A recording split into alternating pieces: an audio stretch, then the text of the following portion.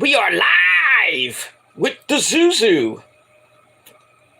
And, Zuzu, I know you're my favorite cat and everything, but, yeah. Me and Zuzu want to send a message to all you cat lovers out there. And this is what we gotta say to you. Look at this fucking cat. He's a freeloading piece of crap. Just wants to lay around and get fed. He's shit and piss in my fucking bed. That's you. You're a freeloading piece of crap. Did you know that? Yes, you did. Yes, you did. You're my little cookie. Oh, okay. Get out of here. I just felt like playing that song. That song's been in my freaking head. That video's been in my freaking head all day. I loved it. You can just look that up on YouTube and it's just funny as fuck. But anyway, that's all you cat lovers out there and all you animal lovers out there. Well, especially you cat lovers, because if you have a cat, that's you like to play. Look at this fucking cat. Basically. So, yeah, I have a cat, so it's fucking cat, so it is what it is. But anyway, that's all I gotta say about that. I made Issa laugh at that video today, and it still can't get out of her head. She still can't get it out of her head.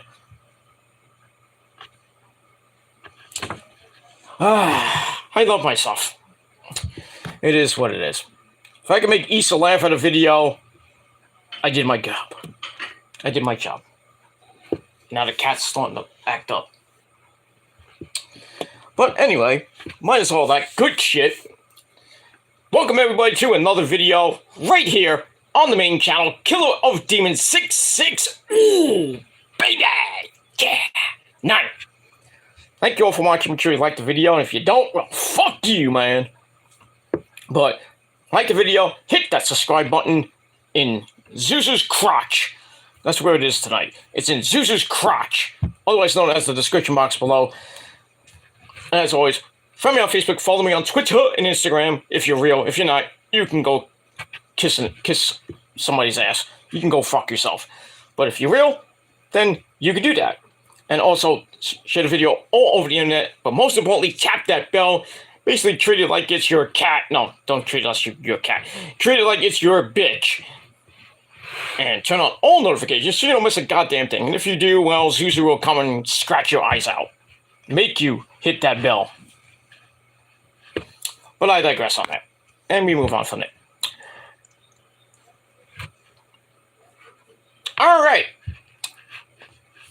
Alright, it's the weekend. It's Friday. Gotta get down on Friday. Something for the weekend. It's the second weekend of February. I'm thinking of February, of January. And it's Martin Luther King Day weekend. It's a 3-day weekend for some of you who work. Most of you don't. And you have no lives. That's why you don't work, as you're on YouTube all day. Unlike me, I have a job. I have a life. And I'm on YouTube all day. And you can't prove I'm on YouTube all day. So, thank you. Thank you, and good night. But anyway, we're almost at the midpoint of January already. Sunday will be the midpoint of January 2023. So, we're getting there. We're starting the year off with a good old-fashioned Gilmore Color-like bang. And pretty soon it'll be February, and then before you know it, it's March. Well, as you all know, February is the shortest month of the year, like basically 3 weeks, and it's March. But, got things coming up in the next couple weeks. We got the Royal Rumble in 2 weeks from, actually, today's date of January 14th, 2023. If you're watching this now, it is January 13th, 2023 if you're on the West Coast. If you're on the East Coast, it's now January 14th, 2023. So, got all that, and like I said, we got the Royal Rumble in 2 weeks from this video. We just had Impact Hard to Kill event, which was pretty damn good. Pretty damn good. PCO came back to destroy Eddie Edwards. You can't kill the man that cannot be killed. It's like that great Slipknot lyric. You cannot kill what you did not create. Like me. But I digress on that. So, great night. Mickey James got back the Impact Knockouts Championship for like the 9th time? I don't even know how many times she won it. She beat Jordan Grace in a pretty damn good match. Victoria was actually there. One of her best friends on that great YouTube show, Grown Ass Women, with another hot piece of ash, and that's SoCal Val. Go watch it every Wednesday at 5 p.m. Does your plug. So, her family was there. Her son was there, Donovan. Nick Aldis was probably in the back watching, because obviously he can't come on camera, because that'd be bad. But I assume, when they got in the back, he was celebrating with her and probably have great championship sex later. But, it is what it is. Pays to be the champion. But I digress on that. Also, they started off with... Shut up, you. The cat wants their food. That's later. Anyway, so it started off with Bully Ray and Josh Alexander in a brutal bloodfest. Holy crap, for the Impact World title. Thumbtacks were used. Freaking cheese graters. Tables, of course, ladders and chairs. Oh my. But in the end, Josh Alexander retained the title. I thought it was going to go to Bully Ray, but obviously not. So Josh Alexander retains the Impact title. If we say his name and he appears, I believe in Joe Hendry. Yeah, that idiot. He somehow regained the digital championship. I don't even know he lost it. Shows you how much I watch Impact. Because I don't watch Impact. I only watch it for Rosemary. You know why? Because she's a member of the Prophecy, of course. I know they were in action. The Death Dolls were in action against Tasha Steele, Savannah Evans, and some other bitch. I hope they won. I didn't see that. I did watch some of the match. I think they did win. So another win for the Prophecy. It's good. It's always good when the Prophecy wins, because the Prophecy always wins. Just remember that. What else happened? But besides Josh Alexander, can't forget, Santino Marella made his Impact debut as the new director of operations. Now that Scott D'Amore got storyline injured because of what Bully Ray did to him on this past Impact, pulling him to a table. He originally was going to put him to a flaming table, but couldn't get the freaking fire started. That's why you need matches there, Bully Ray. Not some stupid barbecue thing. Stupid lighter. So they kind of written off Scott D'Amore, and originally Gail Kim was supposed to take over for Scott D'Amore, but then she came out saying, the Anthem Sports has named a new director of operations. I was like, oh great, who's that gonna be? Well, like Don Callis is gonna come back, or Tony Khan's gonna come out? Imagine that. Well, it wasn't Tony Khan. It wasn't, anybody we actually would be talking about, like Gail Kim or anybody like that. But it was Santino Marella. He comes out like he's a U.S. Marshal with a stupid fake badge, and he has the accent. It was funny. He's like talking to Moose. You big Moose, something like that. So I wonder. It's going to be pretty interesting to see this coming Thursday on Impact, and with the tapings coming out of this. Well, I think this starts tomorrow, the tapings. So I'm going to see how that's going to be with Santino Marella, of all people. Santino Marella in charge of Impact. Oh, God. You mess with him, he's gonna bring out like Cobra! I don't know how to do that, but... But in any case, I mean, Impact wasn't that bad of a pay-per-view. Wasn't that bad. The Motor City Machine Guns kept their tag team titles. What they goddamn do. And pretty much that's it. Oh, they had an epic fucking street fight. I forgot who, I think it was, forget who it was, but it was, Rich Swann and some other, I forget who it was. They went all the way outside the arena. I mean, literally outside the arena, and cars are going by, and like, what the fuck is going on here? That was funny. And then, best part of that was, you know, Rich Swann hitting a Gilmore cutter on the pavement. Learns from the best. Because I give Gilmore cutters out on the pavement all the time. I got one special one coming soon, but it is what it is. But that's not going to happen, Buzz. I'm just joking around. But in any case, we move on. I have done it before, but we'll move on from there. Anyway, so yeah, so Hard to Kill was pretty damn good. That's all that matters for that.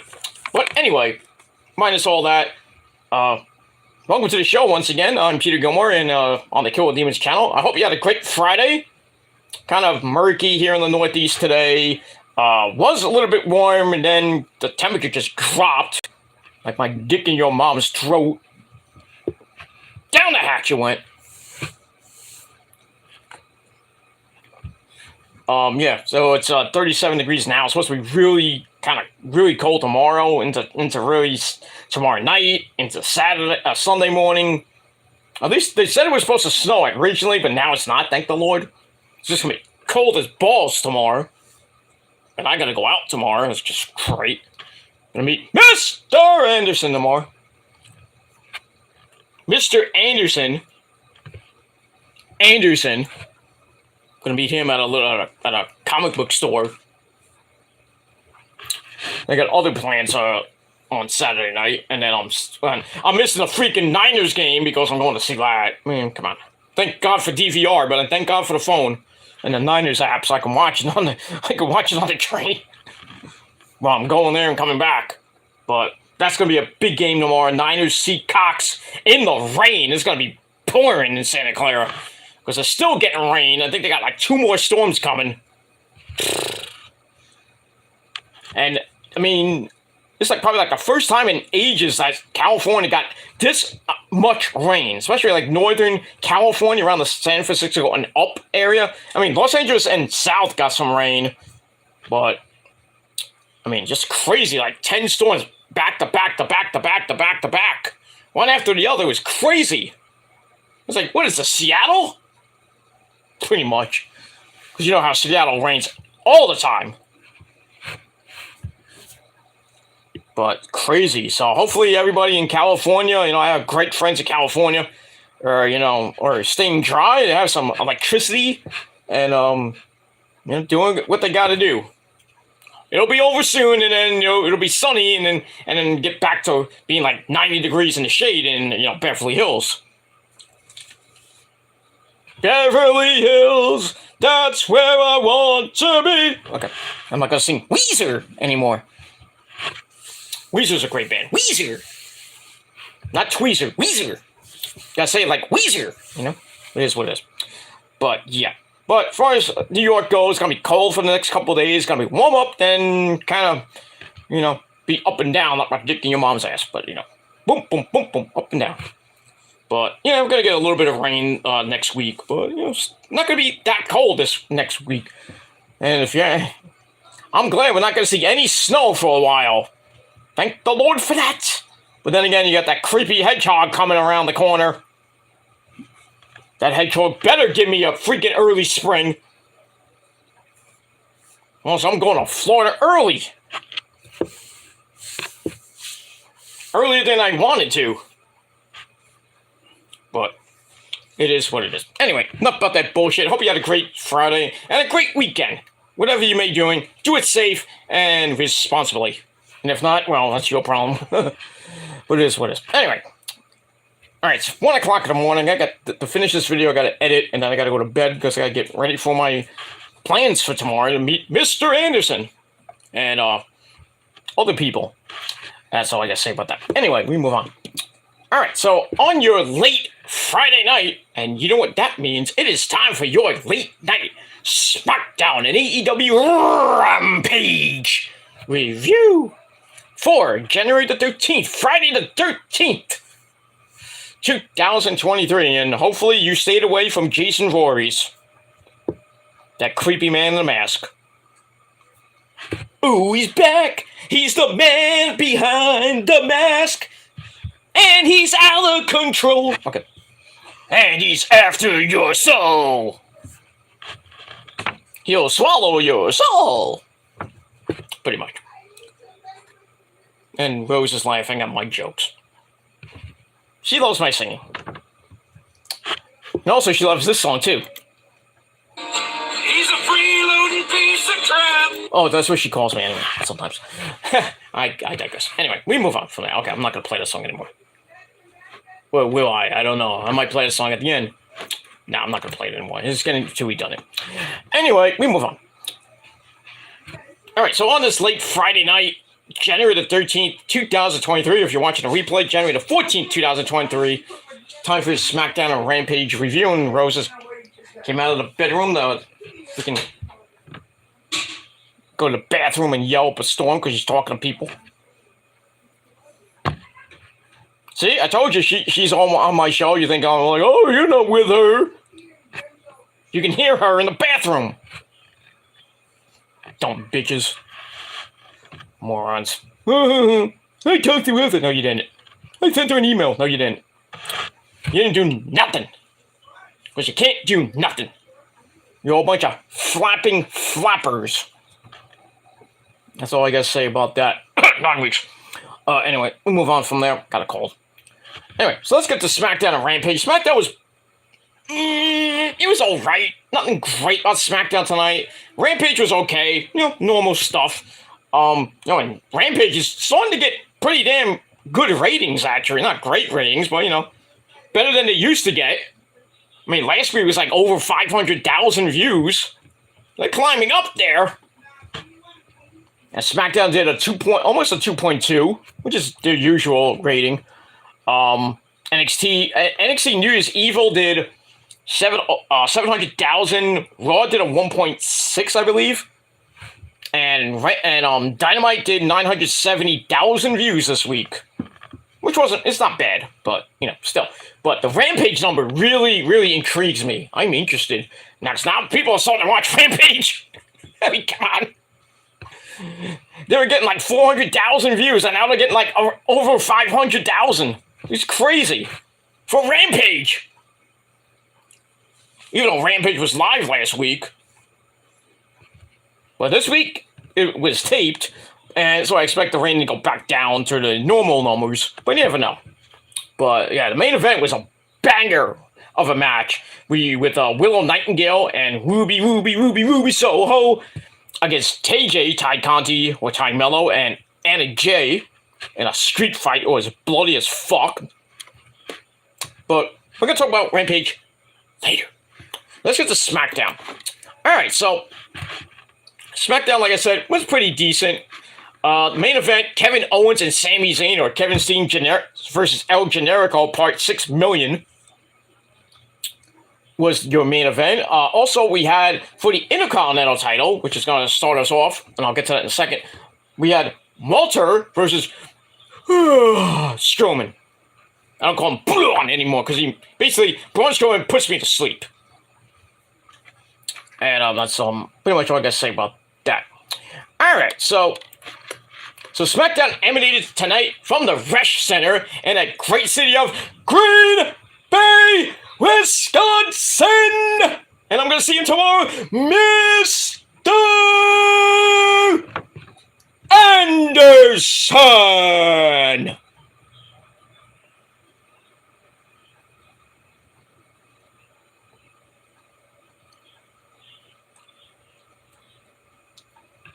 Anderson! That's where he lives. So, They're from Green Bay, Wisconsin, the home of the Packers, with the Pack Queers. Former home of Aaron Rodgers. So he go, bye-bye, you go bye-bye. Nice knowing you there, Aaron Rodgers. You fear the Niners. That's why you're retiring. Take Brady with you. Hopefully the Cowboys beat them, but I don't think they're gonna beat them.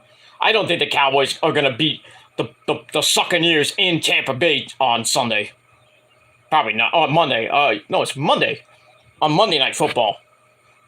So, but it is what it is. Niners got the Seahawks tomorrow at 4:30 on Fox. And on the night game is the Jaguars and the Chargers. That should be a pretty damn good game. But then on Sunday, we got the Vikings and those Giants. You know, my dad's team, Giants. I hope the Giants get their butts handed to them. And then you got the Bills. They got the first game is the Bills and the Dolphins. I'm gonna actually be looking forward to that game. Will DeMar Hamlin be there? Probably not.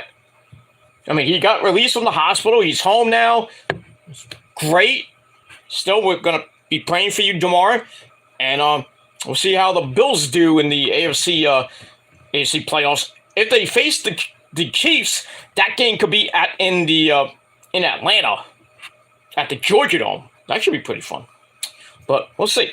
We'll see what happens with that. So that's the first game. Then the Giants are the second game. And then the third game is...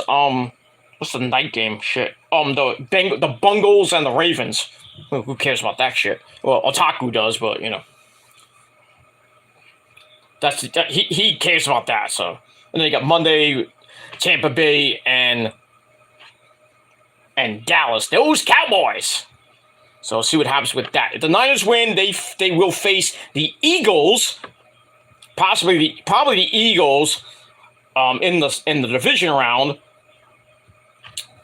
Because if the Giants win, I was thinking they would face the Niners, but they would face probably the winner of the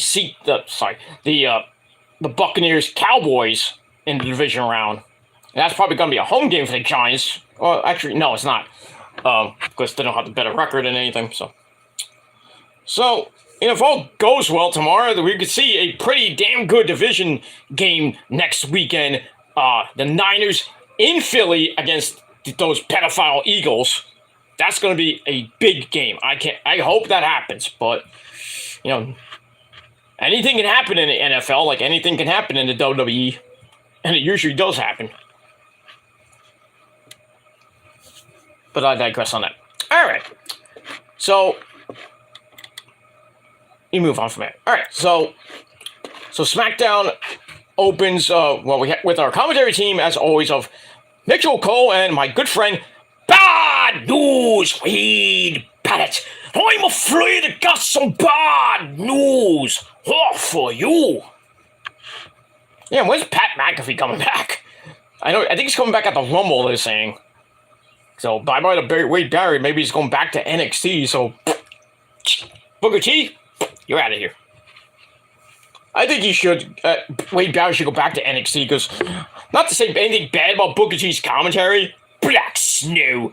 But you know, sometimes Booker T's good on commentary, and then sometimes he's just like, is he smoking that crack again? I mean, what is he talking about half the time? But it is what it is. I mean, we'll see what happens as we get to the Rumble and coming out of the Rumble. What the commentary team is probably going to be like for SmackDown, NXT. Raw will probably stay the same with Kevin Patrick Milev and Corey Slave. But we'll see what happens with that. Alright, so SmackDown opens with that garbage theme song of theirs. Then we get right to the action with our first match of the night for the Intercontinental title.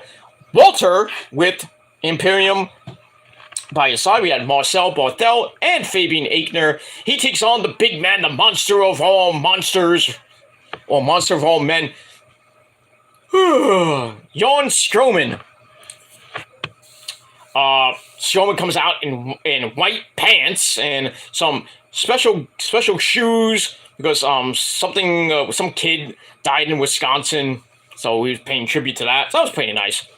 But anyway, he died in the Waukesha parade shootings.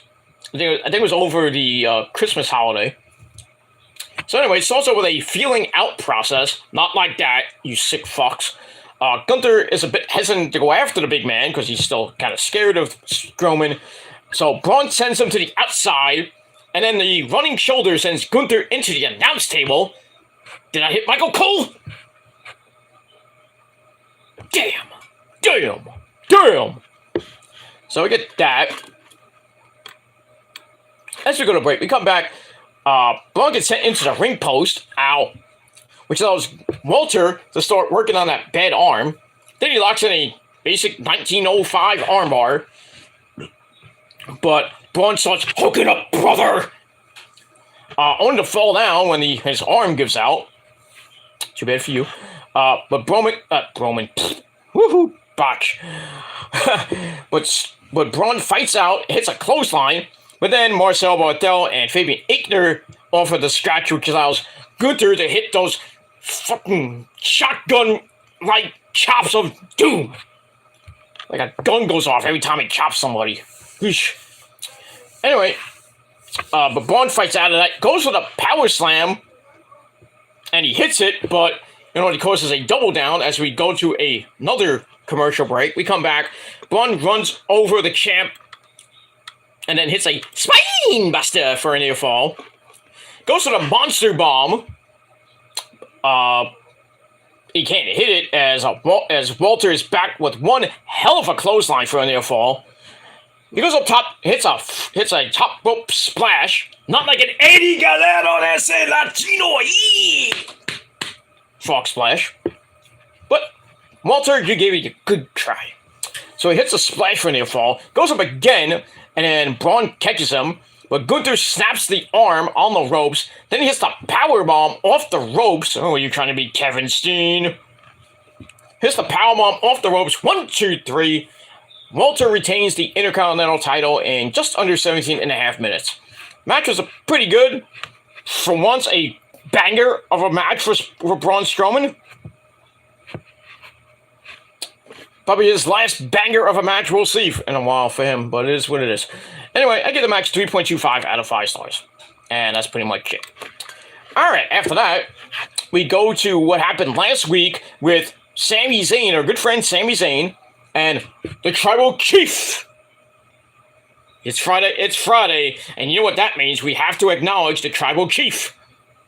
And if you don't, well, fuck you. And that's all I gotta say about that. You're not gonna have a good Friday if you don't acknowledge the Tribal Chief and you don't acknowledge me. And that's pretty much it.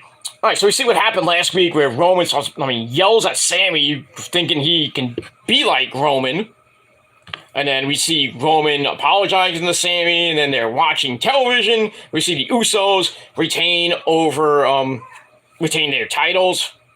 Blah, blah, blah, blah, blah, blah, blah. And then Sami's like, jerking off with the popcorn. Blah, blah, blah, blah, blah, blah. And then Roman's like, hey, look at this guy.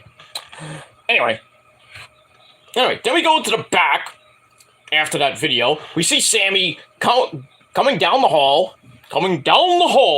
Sami Zayn!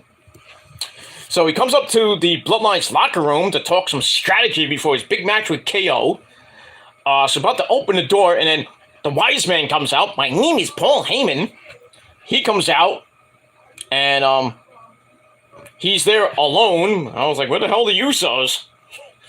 And Solo Sikoa. Maybe they went out to get a big juicy steak. I don't know. Anyway, so Paul sends Sami out there on his own against Kevin Owens, as per the Tribal Chief's orders. So that's it. And then we see the wise man with a little face. I'm like, uh-oh, something's happening tonight. The tease of the eventual kicking out of Sami. They're gonna turn on Sami. Is it gonna happen tonight? I'll get to that later. But it is what it is.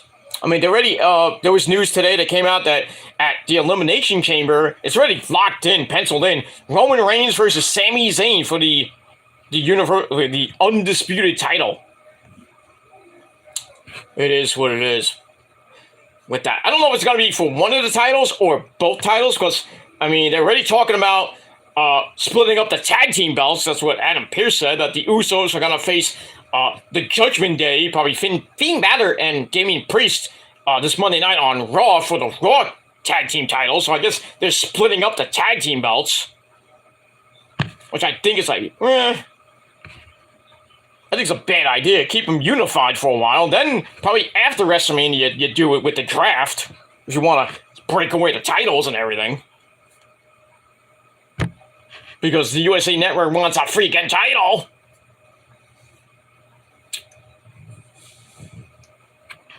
I say keep it. I mean, if Roman retains at WrestleMania, which could possibly happen, he should. If Roman wins, let's say this: if Roman beats Cody, which is most likely going to be Cody or The Rock, he smashes, stacks, and pins those two bitches. And then the next night on Monday Night Raw, he comes out, he's like, I don't need these belts anymore. Throw them out. Or just like, I don't need the WWE title anymore. They could do that in a way to split the belts up. Then you have like a stupid tournament for the WWE title, and then Roman's just the Universal Championship champion for life. But, I mean, we'll have to see what happens with that. I'm not really liking, them wanting to, having the Usos defend the Raw Championship, the Raw Tag Team belts on Raw, and then the SmackDown Tag Team belts on SmackDown. It's one belt. Defend it on both shows. I mean, come on. Or as Roman would say, come on. I mean, really? All right, so we'll have to see what Sami's going to do tonight against KO, and if anything's going to happen with Mr. Sami Zayn, and that's pretty much it. All right, so I gave that segment 3 out of 5 stars. All right, then we go to the ring. We have Booyaka Booyaka, Rey Mysterio. Booyaka Booyaka. So he comes out to talk about his recent issues with his family, and he talks about on Christmas Eve his son Dominic Mysterio, or Dominic Guerrero, came to his house and got arrested for assault. Even though you shoved him first there, Ray, you should be going to jail. Just saying. So he said that was a hard thing to do as a father, sending my son to jail.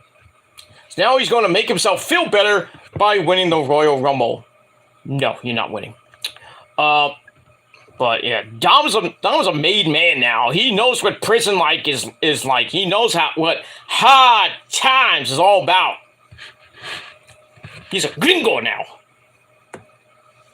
He's doing his real father there, Ray. Eddie Guerrero, he's doing me proud, pero. Yeah, I know, he is. He's lying, cheating, and stealing. He's got his mamacita, Rhea Ripley right next to him. Anyway, so after that, Killer Cross comes out with his lovely bride, Scarlett Bordeaux. They come out. They get in the ring. Cross wants to talk about Ray's family. So he says, maybe Dominic is what he is because Ray is such a horrible dad and Ray was never there for him. You think? He was never there for him. Eddie was there for him the whole time back in 2006. Dominic, I'm your puppy. I'm your real puppy. He said that to him when he was 8 years old. Look at him now. He's 26.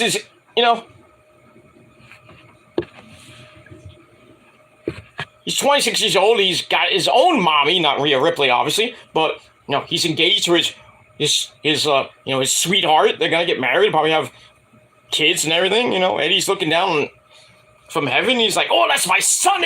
He got that Latino heat. He's a better man than Ray. Obviously, he is." To chip off the old block, if you know what I mean. Anyway, so Cross says, is Dominic a failure because you weren't there, or because you wanted your son to be like you? So Ray gets all pissy because he knows that Dominic's not his son, and they get into a big brawl. The fight is on, and then Scarlett grabs Ray's leg, and then Killer Cross chokes him out with a cross jacket. And then Ray goes, nighty-night. And that's pretty much it. So, Cross is in the Rumble, obviously. So, we'll see how that goes. So, I gave that segment 2.5 out of 5 stars. So, 2.5 out of 5 stars. And we move on from there. Oh, my back. Alright, then we move on. We move on, and we go into the women's locker room, where we have Tennille Dashwood, Emma, and, well, Liv Morgan's there, looking hot as always.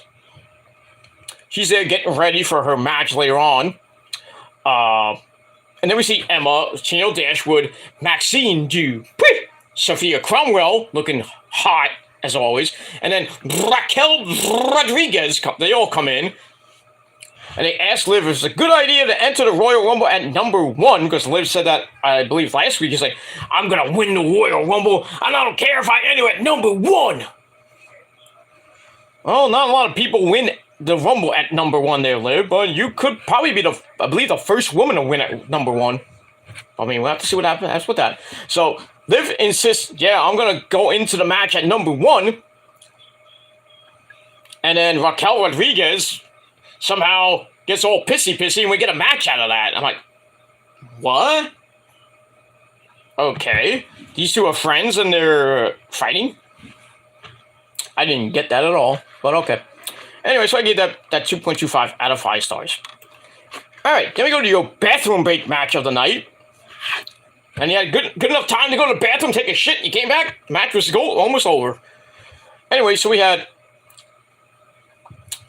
Tegan Knox, Rainbow Bright. I call her Rainbow Bright because, you know, she's Rainbow Bright. She has, like, multicolored hair. You know, she's a great lassie from Australia, mate. Tegan Knox, Rainbow Bright. Okay, did you say Rainbow Bright? You idiot. Murky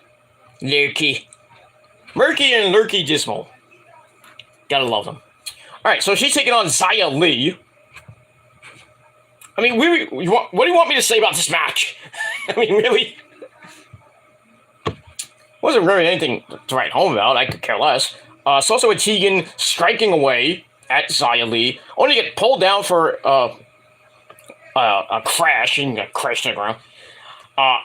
And then Xia Li takes her into the corner, starts beating the living crap out of her to keep Tegan in trouble. Then a kick into the corner, sets up a running knee, but Tegan runs her over for a double down. She gets back up, hits the shiniest wizard, and gets the win in under 3 minutes. Did I say 3 minutes?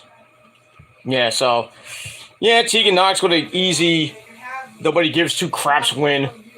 And that's all I gotta say about that. And we move on from there. And you can hear, you know who in the background. She's cooking up a mean old steak for me. Ain't that right, woman? I digress. Anyway, we move on from there. And so, really nothing to write home about. I could care less about this match. And that's all I gotta say about that. Oh, we got a comment came in. James Boy, 1011. I know who this guy is. He says, yo! Well, yo! Yo! Yo! Can you stop yelling? Yo? Okay, I gotta stop yelling because Rosie wants to keep quiet. Fuck you, man. Anyway, move on. Alright, so, yo to you. That's all I gotta say about that. Anyway, we move on. And then we get a look back at the Viking Raiders. Those great Vikings. No idea. Eric and Ivar beating the living crap out of the Banger Brothers. Sheamus fella and Drew McIntyre after last week's Smackdown. Okay, I didn't even know they were there. Okay. Anyway, then we get a promo from the Viking Raiders and Sarah Logan, otherwise known as Valhalla. And basically they say, we're ready to hurt people by obeying Valhalla. So whatever Valhalla wants, the Viking Raiders are going to do. That didn't sound right, but you get my point. So they're ready to beat down all the other crappy tag teams, not crappy SmackDown tag team division.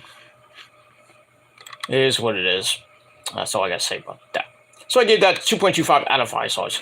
Speaking of the Banger Brothers, they're with Adam Pearce, and they're happy to hear about a #1 contenders tournament. Oh no, another fucking tournament. For a shot at the Usos for the Smackdown tag team title. So yeah, the official breakup of the belts is now on, which I would have done that after WrestleMania. But I guess the breakup of the belts is Vince McMahon's idea. Possibly. Now you know Roman's gonna defend the Raw champ, the WWE title, most likely at the Elimination Chamber, because he's defending both belts at the Royal Rumble, unless they change that. But I mean, if they are gonna break up Roman's titles, then yeah, I mean, have Roman defend the Raw Championship, the WWE Championship at the Elimination Chamber against Sami Zayn. Beat Sami, obviously. I don't think they're going to give the WWE title just to Sami Zayn. I mean, come on. But, I mean, if you want to get both belts off Roman, or get at least one belt off Roman, then have Roman versus Cody for the WWE title at WrestleMania. Let him lose that. That's one title he's only held for like a year. I mean, overall, it's 860 some odd days officially, but with both belts. So why don't you just have him lose the WWE title at WrestleMania and then keep the Universal title until SummerSlam? But I mean, I'm not Hunter. You know, he's part of creative. But that's what I would do. But I'm just a 46-year-old schmuck from Brooklyn, so. And Rose can attest to that, so it is what it is. Anyway, so they're in the tournament. Obviously, they're probably going to win it. If not, I don't know who's going to win it. So they're in the tournament, and they face the Viking Raiders next week. So Adam Pearce puts them in, and they're going to face the Viking Raiders, who beat the crap out of them last week. So there you go. So we'll see what happens with this tournament. I guess that begins next week for the Smackdown tag team belts. I mean, it's probably only 4 teams, maybe 5 teams actually, in this godforsaken tournament. Sheamus and Drew, the Viking Raiders, Shit Row, Los Lotharios most likely, Angel Garza and Humberto Carrillo. That's 4. And then maybe you put the New Day in as 5. Then you gotta have to add a team because you have that tournament. So you have probably a 4-team or a 6-team tournament for the SmackDown tag team belts. And who wins? Probably loses to the Usos anyway. So what's the point of a tournament? WWE is fantastic. And probably going to be sold to Disney. So next thing you know, we're going to have Darkwing, not even Darkwing. We're going to have Dominic taking on the Bugle Boys from DuckTales. Darkwing Duck versus Dominic Dijak. That would be interesting. You know, 2 crime fighters. Scrooge McDuck versus Austin Theory. No, not even. Scrooge McDuck versus Vince McMahon in a swimming contest. Swimming in their own money. Money. Donald Duck and Goofy on commentary. Just imagine if it does happen. But thankfully, it's not those goddamn Arabs. God, thank the Lord for that. I'm hoping it's Disney. I really hope it's Disney. It's not going to be Tony Khan. It's not going to even be Shad Khan or whatever his dad's name is. So AEW is not going to buy WWE. We're not going to get a humongous freaking roster. I mean, it's, you know, Tony Khan's not going to have like 4 shows. You know, like Raw, SmackDown, NXT. Well, actually, it's probably 6 shows. It'll be just crazy if WWE and AEW merged. Everyone's like, oh, it should be like the Forbidden Door. No. Not gonna happen. Tony Khan's not gonna own every goddamn company.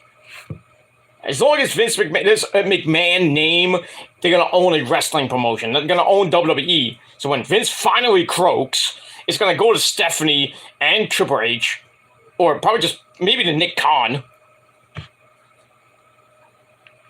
or goes to whoever is going to own this company now. Would it be Disney or CNBC or Willy Wonka? I don't know. Or even Elon Musk. I care less who buys the goddamn company. The company's still gonna suck. It's like my good friend Shane Douglas used to say, it sucked then and it sucks now.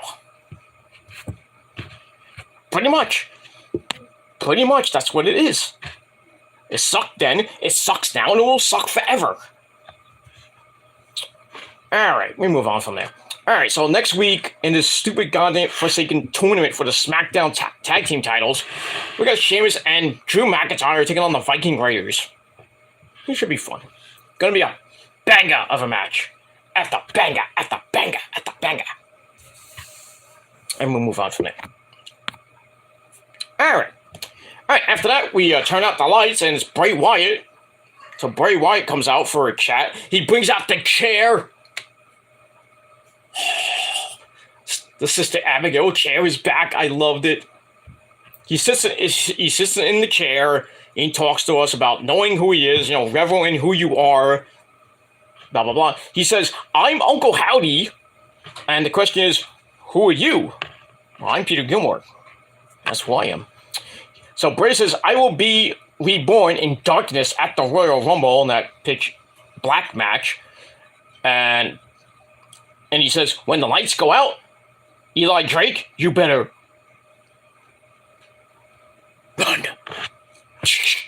And then the old school Bray Wyatt happens. That was nice. That was very nice. Very nice. I loved it. So, we'll have to see what happens at the Rumble. I think we'll see Uncle Howdy, maybe other members of the Wyatt Six appear. But we'll see what happens with all that. So I give that segment 3.5 out of 5 stars. Alright, then we go to back with Kayla Braxton looking fine as always. She has KO, Kevin Owens, as her guest, but then, oh, wait a minute, Sami Zayn comes in to interrupt and asks Kevin why you couldn't just stay away or just go in your hole. Kevin says, well, I'm on Raw, but now I'm on SmackDown. Kevin says Sami caused all this and says Roman is using him. So Sami's like, well, that's family business, and I'm going to deal with you later tonight. So we'll see what happens with that in the main event. So I gave that 3 out of 5 stars.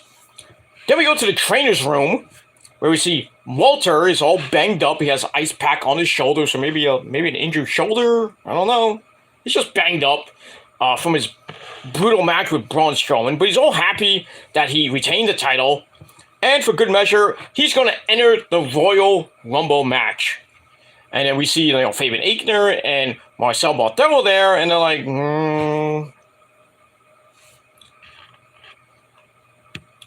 There's some foreshadowing going on, I think. But we'll see what happens with that. Obviously, I would love Walter to win the Rumble. I would love that. Roman versus Walter? Yeah, I'd like that. I'd go for that. But I think Walter might be facing that guy named Brock Lesnar. But we'll see. We'll see what happens with that. Let me move on. So I give that 3 out of 5 stars. Excuse me. Let me move on. Alright, then we go to Raquel Rodriguez taking on Liv Morgan. It was an okay match. It's also with Raquel shoving Liv into the corner, hits a big boot, and basically whipping Liv's ass for half the match.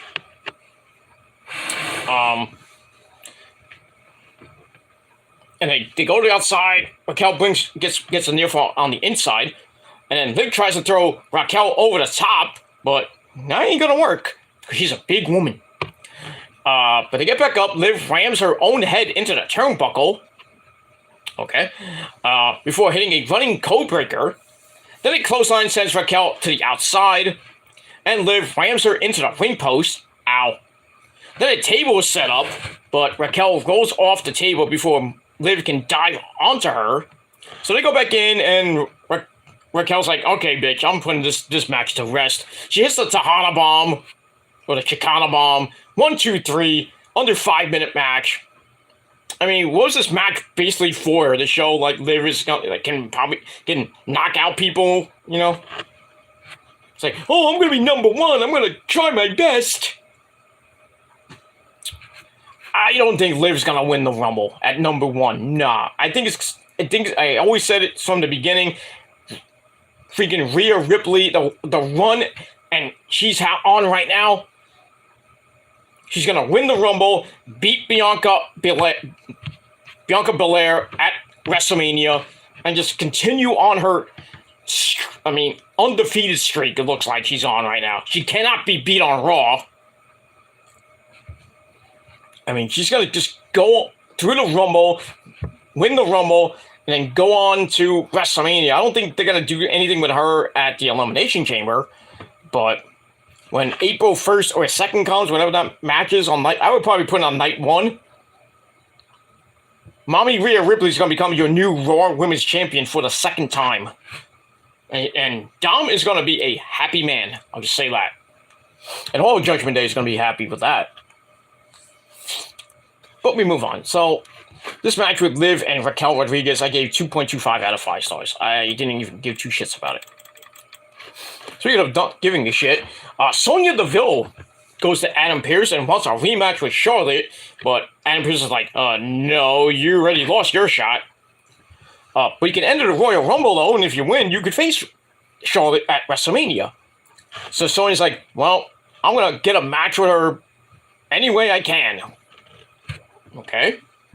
So we get that. She leaves, and then after the break, we come back. We see Sonya jumping Charlotte Flair in the back, and then referees and security try to break that up, and then Charlotte dumps Sonya over some equipment, and then Sonya jumps on her back, and then they're just like standing there like waiting for Sonya's spot, like oh my god, I don't know what's gonna happen.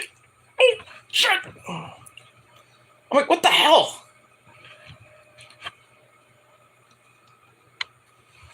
They were just waiting for that spot. Sonya hits the spot. Then they jump back in to break everything up. And then they eventually do break it up, and Charlotte is pissed.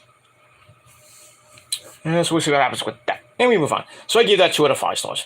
Alright, then I get another freaking Cody Rhodes return video, plus his injury and recovery. I think we saw the same thing on Raw. It is what it is. Adrenaline in my soul. Cody Rhodes still married a hoe. Pretty much. And that's pretty much it. Alright, after that, we go to your main event of the evening. Sami Zayn and Kevin Owens. So another Kevin Steen versus El Generico match. Part 6001. Anyway, Sami tries to handshake. At the start, that don't work. So KO knocks him to the floor. Then he starts yelling, like, I thought you were Uzi. But Sami knocks him away, runs back inside for a big flippy-dippity-doo. Then they fight on the apron. Sami drops Kevin with a bling buster on the apron. Ooh. Imagine, he did that once in Ring of Honor. Where it was a brain buster, when Jericho did the brain buster, on the turnbuckle when he used to win in matches. He did it once on the apron in a match. I was like, ooh. But they did that. And Kevin's like knocked out. As we go to break, we come back. Both of them are basically beating the fuck out of each other. Again, because they will fight forever. Sami gets the better of that exchange. He goes for a superplex. It gets broken up by Kevin as he knocks Sami off the ropes. Then a bullfrog splash gives KO a near fall. To get back up, Kevin tries for the pop-up powerbomb, and Sami avoids it, hits the blue thunder bomb, and only got that win once. We all remember that win. But, as always, hits the blue thunder bomb for a near fall. Then we get another double knockdown as we go to another break. We come back. Kevin hits the swinging fisherman's superplex of doom for a near fall. Then they go slug it out again as Kevin wins that exchange, and then he gets knocked into the corner by Sami. Sami loads up for the hell of a kick, and he's about to hit it, and then he Usos, and Sol Sikoa run in, beat the crap out of Kevin, causing a disqualification at just over 15 minutes. Sami is pissed. He's like, what the fuck are you doing? I have to win. He did. He could. If he hit that, probably would have won the match. But then again, we don't know that. But Sami got pissed, and the match ends in disqualification. A banger of a match with a stupid finish. Vince McMahon, did you book that finish? I think you did. So I gave the match 3.5 out of 5 stars anyway. And after the match, we get a big, humongous beatdown. But Kevin tries to come back, but Solo beats the crap out of him. They put him on the announce table. They wanted Sami to hit a dive, and Sami's like just standing there like, what the hell's going on here? And then Solo does a big running dive from the outside of the ring over the timekeeper's area onto the announce table, breaks the table. And then that's basically it. Then they, they just stand over Kevin, and the Usos and Solo put up their ones, and Sami just like reluctantly, okay, I'll put up my one, but you guys fucking suck. So it's gonna be interesting to see what happens. Maybe on Monday Night Raw this Monday from Cincinnati, if the Bloodline's on the show, if Sami talks to the Usos and Solo is like, what the hell? I had the win here. What's going on? I had him beat. Or maybe Sami talks to Roman and is like, what the hell? But I guess we'll have to see what happens next week. And that's that. Also, Raw 30, the 30th anniversary of Raw is January the 23rd. That's right before the Raw before the Rumble. That should be interesting. Roman is advertised for the show. Ronda Rousey is not. Thank the Lord. Don't wait for us to see that bitch. I mean, come on. So Raw Triple X coming your way a week from this Monday, January the 23rd. 30 years of Raw.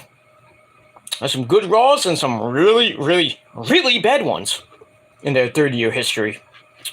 But we'll see what happens with that. Hopefully it's a good show, but I don't know. Alright, so that ends Smackdown, and I gave that 6.5 out of 10 stars. And that's all I gotta say about that. Alright, let's get to Rampage real quick. And Rampage came your way from the Kia Forum in LA. Obviously, it was taped. And Rampage was pretty decent as well. And that's it. Alright, so our commentary team of the man behind the mask, Excalibur, good old JR, Jim Ross, and the Wizard, Chris Jericho. Alright, so we started off with our first match of the night for the TNT title. We had Darby Allin taking on Juice Robinson of the Bullet Club. Too soupy for the love of God. You know, the Bullet Club is about to be extinct by the end of this month. Because Jay White's facing, who's he facing? He's facing Hikuyo on the Loser Leaves New Japan match. And Jay White did say he's not going back to Japan, so he's obviously losing and he wants to move to America. So, the Jay White sweepstakes will begin pretty soon. Where is he going to go? Besides New Japan, I don't think he's going to be appearing for New Japan Strong, obviously. WWE has him on his radar. It could get him. He could go to NXT or go on the main roster by then. Or he can go back to AEW. We've seen him on AEW a couple of times with the IWGP Heavyweight Championship, and now he doesn't have it because Okada won it again. And Okada's facing Shingo, who is once again the 2023 King of Pro Wrestling champion. So, as much as I want Shingo to win the belt, because I'm freaking getting tired of Okada with the belt every goddamn year. I just think Okada's going to retain, and then go through February, go through March, go through April. Maybe he loses it at Wrestling Dontaku. Well, before the G1, hopefully. But I'm having thoughts that Okada's going to go another year as champion. And then whoever wins the G1, whoever that might be, G1 Climax, what number is up to? 33 now? Whoever wins that, hopefully will beat Okada at Wrestle Kingdom 18. January the 4th, 2024. But, I mean, we'll have to see what happens with that. But Jay White will be gone from New Japan Pro Wrestling at the end of this month. And where he goes, I'm hoping it's AEW, personally. But you never know. He could be here at Impact again. Before they kind of have a Bullet Club in Impact. I mean, it's just really Chris Bay and Ace Austin. That's it. Really not much of a Bullet Club in Impact. Not much of a Bullet Club to begin with. But it is what it is. Alright, so we move on.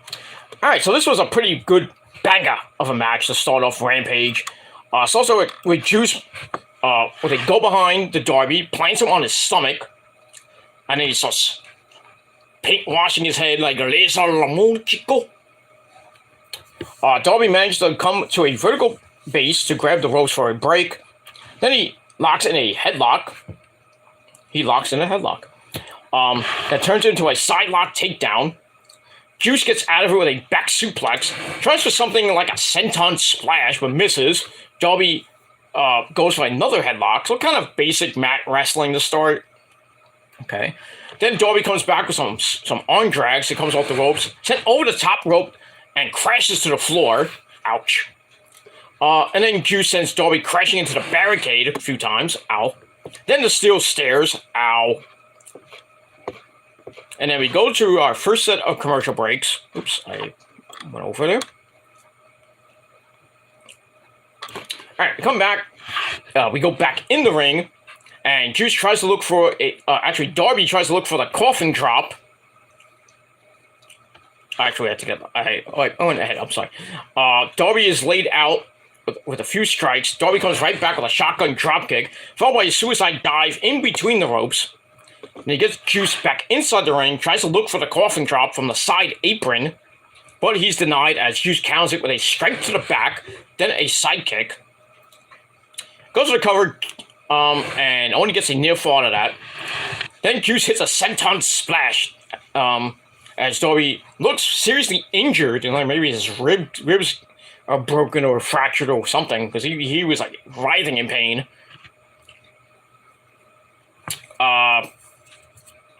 I lost my spot again. God damn it.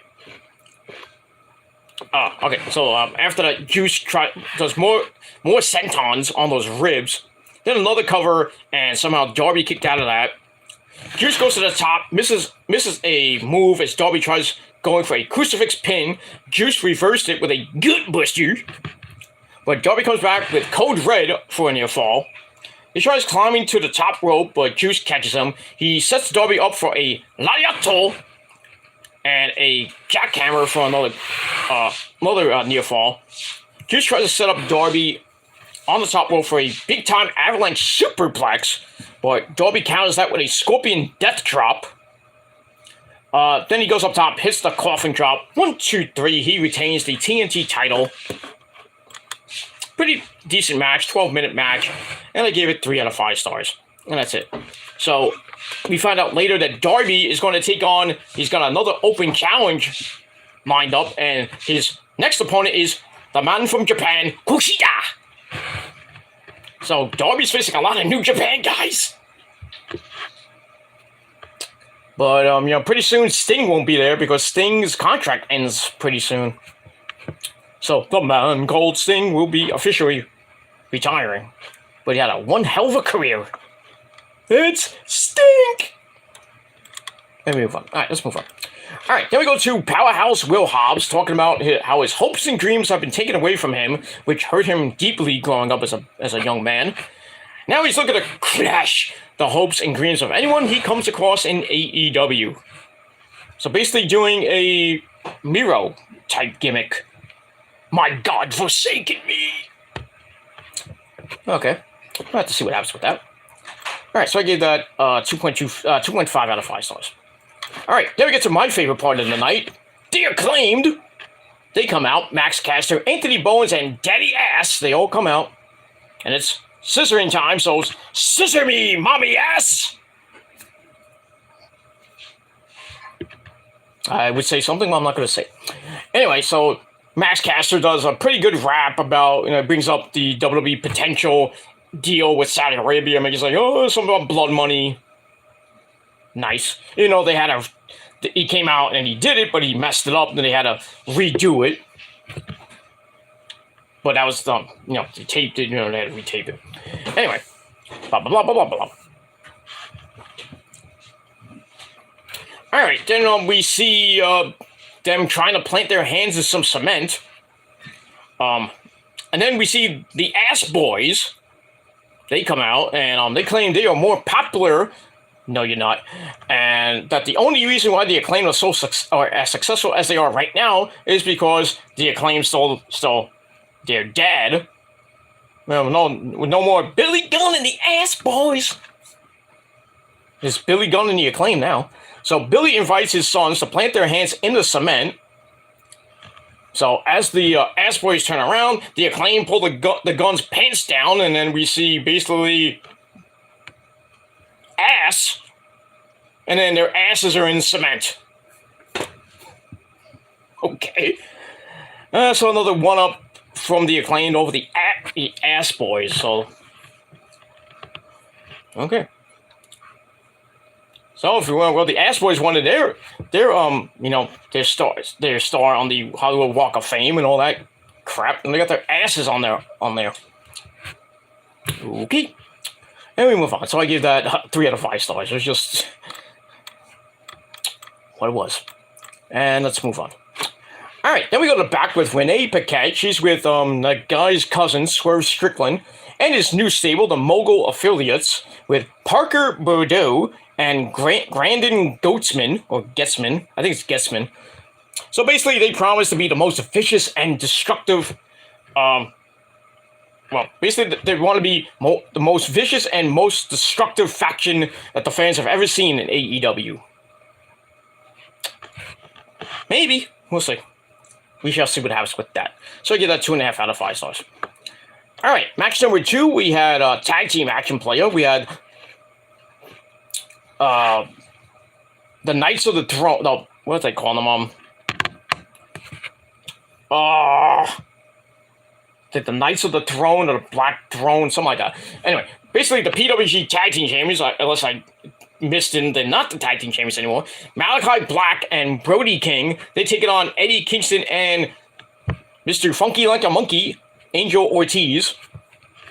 Wasn't very much of a great match. We had Buddy Murphy and, Buddy Matthews and the lovely Julia Hart.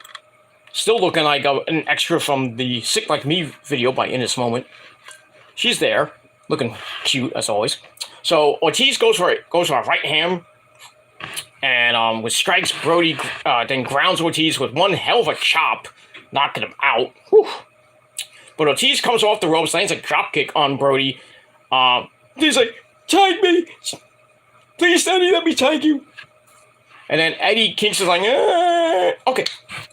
And he tags in and tells Brody to tag in Malachi Black. So he gets his wish. Malachi comes in. They circle each other for a little bit. Then Malachi goes up and over the ropes and is stopped in his tracks with one hell of a chop to the canvas. Eddie tries for a backhand, back fist, missed, and Malachi misses his trademark spinning kick, the Black Mass. And then both men sit in the ring Indian style. That was pretty good. The fans went, they marked out a little bit, not too much. As we go to break, we come back. During the commercial, we see Ortiz was begging for the hot tag as Eddie was filled with too much pride. He had that's heat, that's it, Puerto Rican heat. LAX type heat. And Eddie's like, I'll do this myself. So basically, Eddie didn't trust Ortiz. So anyway, Eddie gets in a desperate half-and-half suplex on Brody, who's the legal man. Eddie gets to his feet and slowly goes over to tag Ortiz, but Brody makes the tag to Malachi. Eddie senses it and gets out of the way as Ortiz plants Malachi with a DDT. Eddie leaves an over-the-top exploder, ouch, and goes for a cover, and we're going to get a cover count, actually. And then both men go at it. Malachi connects with a rising knee strike.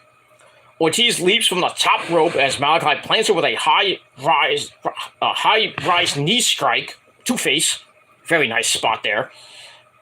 Eddie then plants Malachi with a suplex followed by a clothesline from near fall. Brody tries getting in the ring but is sent crashing to the floor. And then Julia Hart tries attacking Eddie from behind as Eddie managed to grab a steel chair from Buddy Matthews. And the referee allowed it, but he was still distracted. And then Ortiz starts yelling at Eddie, "Hey, don't hit the lady!" Oh, you've done that before, huh, Eddie, to Mia Yim? But I digress. So, he starts yelling. He was about to hit, Julia Hart, and Ortiz starts yelling. I was like, "What are you doing, you idiot?" And Malachi tries to do a back heel kick on Ortiz.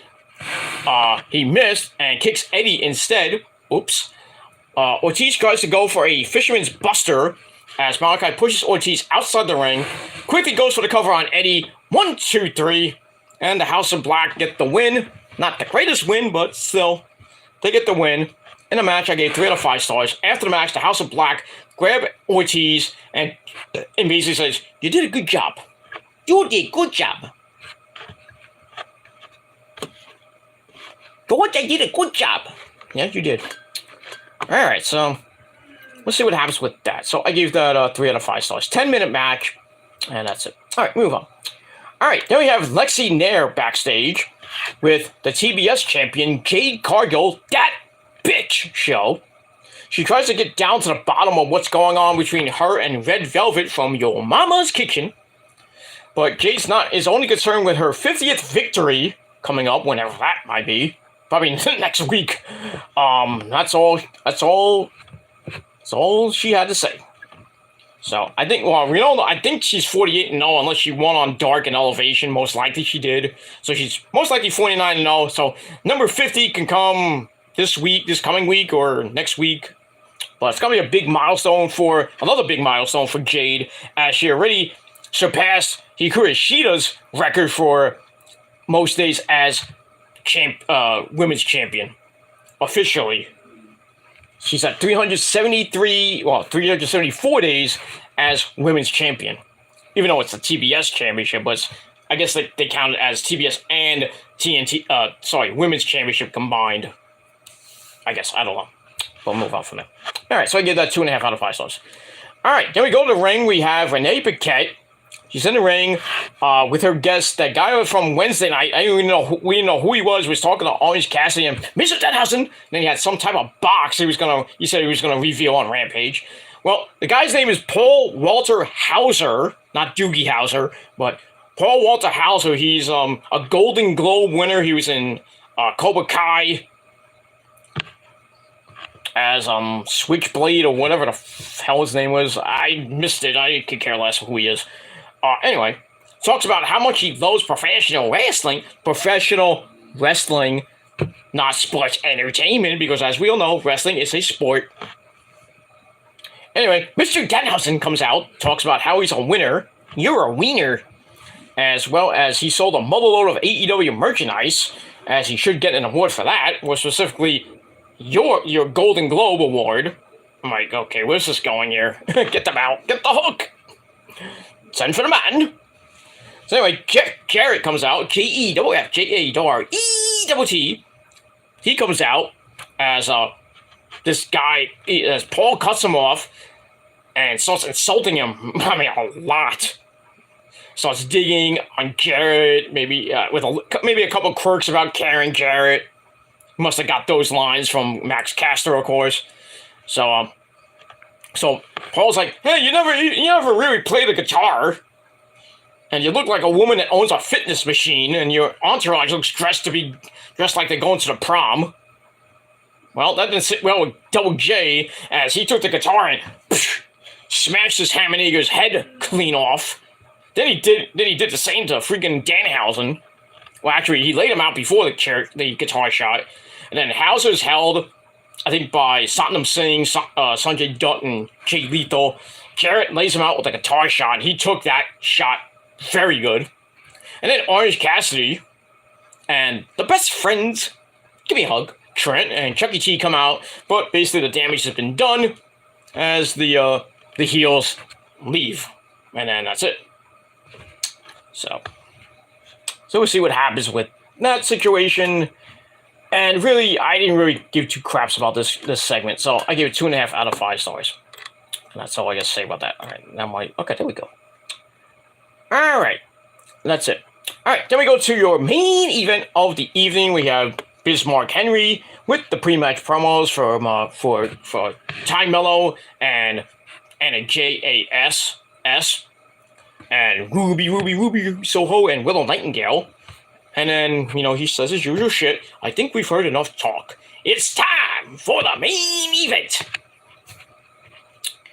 Anyway, look at that. So Ruby and Willow are dressed in white shirts, kind of like the Dudley Boys a little bit. So a little nod to the Dudley Boys, 28-time tag team champions. Bubba Ray and Devon. And we got that. And then, so Ty and Anna are attacked from behind. And they eventually go to ringside. Anna puts Ruby inside a trash can. As Ty leaps from the side apron and crashes onto her. Ooh. And then we see Ruby gets busted wide open. I mean, wide open. She was bleeding more than she was on her period. Holy crap. Even more than freaking Anna and Allie the Bunny was busted open in that match, 2 years ago. I mean, she was leaking like a faucet. But Ruby, whoo, she was gushing like a faucet. I mean, I guess it was a bad blade job. I mean, really, if you're blading for the first time, can you actually do it correctly? I'm just saying. Anyway. So, Excalibur didn't see that she was bleeding at first. So, oh, she's busted wide open. Get on the ball there, Excalibur. Anyway, we go to break. We come back. Anna has some barbed wire. Oh, boy. We got some barbed wire. Fitted around her arm. An homage to her a couple years ago. She puts it around the neck of Willow. Kind of going for the Queen Slayer again like she did to Allie and choked her out. But Ruby takes a handful of chains to her fist, goes swinging across the head of Anna. Ouch. And then Ty Mello comes from behind with a trash can lid to the back of Ruby. Then she lays out some steel chairs on the mat. Anna joins her for a superplex on Ruby. Ow! And then Willow Nightingale comes from behind and under the legs of both women to plant all of them. The crowd's going completely nuts for that spot. And then Willow is attacked from behind by a steel chair from Ty Conti. She tries going into the ropes and is planted with a spine buster. And then Willow does a senton to Anna, goes for the cover. Anna Jay kicks out at 2. And then Willow plants Anna with a side suplex on the apron. Ow. Ty hits Willow over the head with a trash can. Damn. Ruby tries to set up a table as Willow and Anna are fighting by the ramp. And I think they might have messed up the spot. Willow was supposed to plant Anna with a powerbomb through the table, but she completely missed it. And then put her down on her ass. She basically put Anna on her own butt through the table. So can we say, I am the table? I think you just say botch. But it is what it is. Anyway, while that was going on, Ty plants Ruby through the table with a power driver. Rolls her into the ring for a 2 count. As Ruby kicked out, Ty grabs a bag of thumbtacks. Oh. If this could get any more GCW-like, we're just going to add some light tubes, some glass, maybe some freaking exploding barbed wire would be nice. But, oh, this is TNT, we can't do that. Anyway, so he grabs the thumbtacks, looking for a power driver on said thumbtacks. Ruby gets out of it. Ty is trying to drive, I think, Ruby's face into the tacks. But Ruby starts hooking up, brother. Throws a handful of tacks into Ty's face. Oof. Then she sets her up for a destination unknown. into the thumbtacks. Ooh, jeez. Cringing at this. 1, 2, 3, Ruby Soho and Willow Nightingale get a win in one hell of a match. But not as great as, Ty Mello and TJ versus Penelope Ford and Ali the Bunny about a year or two ago. But this was pretty brutal. Some sick spots. Some of them was sloppy, especially that table spot. That was kind of sloppy. So as much as it was a semi-banger of a match, I'm going to give it 3 out of 5 stars just for hardcore sake, because I'm a hardcore type of guy. And that's pretty much it. Alright, so that ends Rampage for this week. And Rampage was pretty much the same as Smackdown, so I'm going to give it basically the same as Smackdown, 6.5 out of 10 stars. And that's all I got to say about that. Alright, everybody, thanks for watching. So, like I said, if you just tuning in, 6.5 star out of 10 stars for SmackDown and Rampage. Pretty decent shows for what they were. And we'll see what happens with them, with those shows next week as we're rolling on into the end of January. So we got Monday Night Raw this Monday night, the Martin Luther King show from Cincinnati, Ohio. And then Tuesday night, we got the Fallout from New Year's Evil with NXT. Wednesday night, Dynamite from wherever they're going to be. And then we got Friday Night SmackDown next week and Rampage. So it should be some great action next week.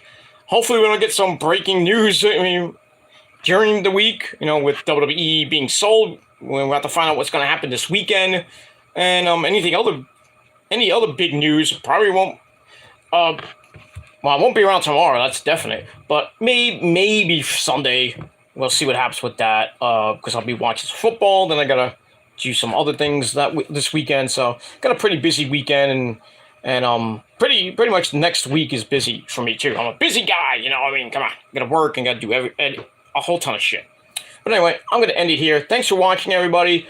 I'm Peter Gomez signing off. Let me just mention James Boy 1011 in the chat. I know who you are, but I'll just say hi.